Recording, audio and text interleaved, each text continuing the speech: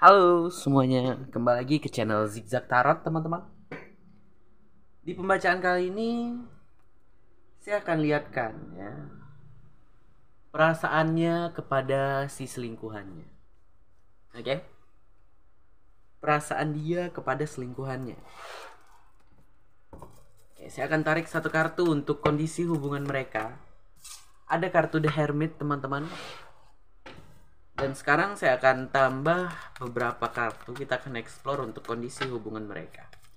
Sebelumnya saya mau ingatkan kalau ini pembacaan umum, jadi energinya bisa terbolak-balik, tidak bisa resonate untuk semuanya. Jadi kalau seandainya tidak resonate, kalian mungkin bisa ambil pelajaran dari sini ya.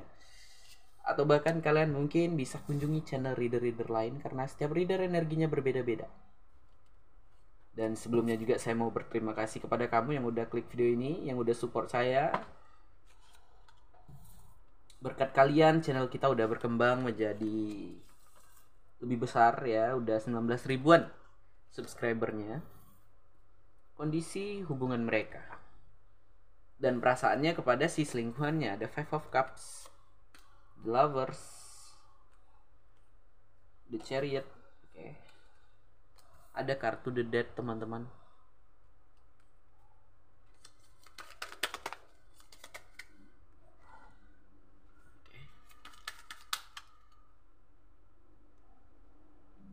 Ayo berikan saya gambaran kartu tarot. Jadi ini untuk kamu yang menonton, bisa saja ini pasangan kamu ya, atau bahkan kamu si selingkuhannya. Jadi kamu jangan langsung terima mentah-mentah, lihat dulu pasangan kamu itu punya selingkuhan gak gitu. Oke, The Devil. Mungkin kan ada beberapa dari kalian yang belum tahu, pasanganku nggak selingkuh kok mas. Oke, berarti bukan ditujukan untuk kamu gitu ya. Tambahkan satu kartu lagi. Jadi untuk kondisi hubungan mereka itu The Hermit teman-teman. The Hermit itu bisa saya artikan ya. The Hermit itu adalah yang dimana ya gambaran kondisi mereka itu kayak sedang galau ya, sedang menderita, bahkan sedang menjalani kesedihan yang sangat dalam dan berat ya. Oke, nah itu The Hermit. Yang dimana juga mereka ini kayak mungkin sedang renggang, mencoba untuk menenangkan diri, pikiran, emosi, bahkan mencari jalan keluar. Kalau saya lihat seperti itu teman-teman. Karena di kondisi mereka ini ya, kondisi hubungan mereka ini justice. Justice itu biasanya ada suatu kebohongan yang terungkap. Oke? Ada banyak arti sih sebenarnya, baik itu tentang hubungan yang goyang, yang tidak stabil ya, atau bahkan kebohongan yang terungkap, ya udah saya sebutkan tadi, atau bahkan juga hubungan yang berakhir dikarenakan sesuatu hal. Oke? Baik di sini mungkin mereka yang tidak bisa mengontrol emosi atau bahkan waktu ya, mana untuk selingkuhan, mana untuk pasangan sah ya. Jadi ada banyak arti. Mungkin juga ada yang terungkap ya, ketahuan sama pasangan sah. Ini baik dua-duanya udah berpasangan ya, atau bahkan salah satu. Yang dimana juga ada temperance untuk kondisi hubungan mereka di sini mencoba untuk tenang, mencoba untuk mengontrol emosi dan pikiran. Dan kalau saya lihat mereka di sini tidak mempunyai suatu tujuan yang pasti dan jelas. Mungkin mereka di sini belum bisa membangun suatu komitmen ya. Mereka di sini mungkin hanya sebatas janji-janji doang ya. Aku janji bakal nikahin kamu kok. Alah. Ya, seperti itu teman-teman. Jadi ada beberapa arti juga di kartu Temperance, teman-teman. Nah, ada kartu Ten of Wands. Ten of Wands di sini juga menggambarkan mereka sangat-sangat terbebani dalam menjalani suatu hubungan ini ya. Mereka terbebani satu sama lain, itu merasa berat, merasa capek. Bahkan di sini mereka ada gambaran mencoba mengumpulkan rencana-rencana, planning ya. Kita explore. Oke. Sebentar, kita shuffle ya. Waduh. Kita explore Seven of Swords, apa itu? Oke. Ini ada gambaran mereka udah ending dan berakhir, teman-teman. Atau bahkan diambang kehancuran, dan di sini mereka mengumpulkan rencana untuk memperbaiki diri. Itu ada gambaran seperti itu ya. Baik untuk kembali menjadi lebih baik ya. Kalau kata orang-orang itu kayak apa ya, tobat ya. Gitu ya. Udah nggak mau selingkuh lagi, ada gambaran seperti itu. Oke. Dan di dalam hati mereka itu sebenarnya ada rasa ingin berubah menjadi lebih baik ya, walaupun mereka ini sedang menjalani sesuatu hal yang salah. Oke. Karena apa? Di saat mereka menjalani suatu hubungan ini ya, satu jalan cerita ini, mereka itu merasakan ada sesuatu yang kurang.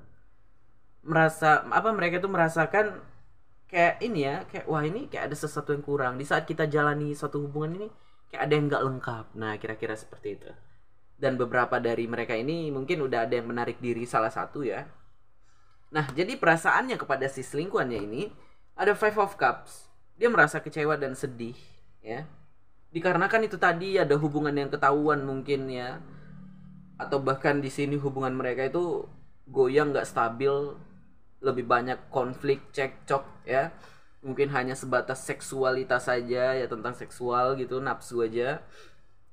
The Lovers, nah ini juga menggambarkan mereka ini kurang terbuka ya. Oke.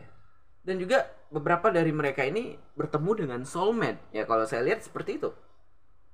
Oke. Karena kebanyakan orang ya, beberapa dari kalian bertemu dengan soulmate itu di saat kalian udah punya pasangan ya, beberapa ya. Oke, banyak yang seperti itu. Soulmate itu kita nggak harus menjalin suatu hubungan berpacaran ya, memang ujung-ujungnya pasti menjalin suatu hubungan nantinya karena energinya sangat kuat sekali.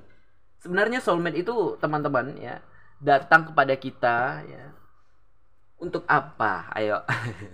Untuk kita itu kayak diajarkan lah gitu, dipertemukan oleh alam semesta kita dengan soulmate kita untuk diajarkan agar apa? Agar kita mengerti arti suatu kehidupan tentang cinta ya. Kira-kira seperti itu.